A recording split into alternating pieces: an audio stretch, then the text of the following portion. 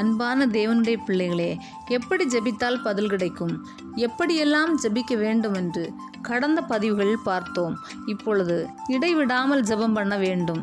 இயேசு சொல்கிறார் வேத புஸ்தகத்தில் 1 தெசலோனிக்கேயர் 5:17 இடைவிடாமல் ஜெபம் பண்ணுங்கள் என்று சொல்கிறார்.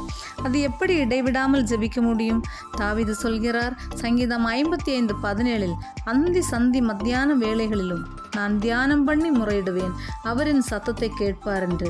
நமக்கு நேரம் கிடைக்கும் போதெல்லாம் நாம் ஜெபம் பண்ண வேண்டும். அப்படி ஜெபித்த ஒரு மனுஷனை வேத புஸ்தகத்தில் பார்க்கிறோம். அப்போஸ்தலர் 10:1-2 கொர்நேலியு. அவனை பற்றி வேதம் சொல்கிறது, அவன் தேவ பக்தி உள்ளவன், தன் வீட்டார் அனைவரோடும் தேவனுக்கு பயந்தவன், மிகுந்த தான தர்மங்களை செய்பவன். அவன் எப்பொழுதும் தேவனை நோக்கி ஜெபம் பண்ணி கொண்டிருந்தானாம். அப்படி அவன் ஜெபிக்கும் போது தேவதூதன் கடந்து வருகிறான். அவனுக்கு ஜெபத்திற்கு பதில் கிடைக்கிறது. அவன் அவனுடைய தேவைக்காக தேவனை தேடவில்லை, ஏனென்றால் அவன் 100க்கு அதிபதி. அப்படி இருந்தும் அவன் இடைவிடாமல் ஜெபிக்கிறான். கர்த்தர் அவனை நினைக்கிறார், அவனை ஆசீர்வதிக்கிறார். அதுபோல நாமும் இடைவிடாமல் ஜெபிக்க வேண்டும். நம்முடைய பணம், படிப்பு, வேலை எதுவும் தேவ சமூகத்தை எட்டாது.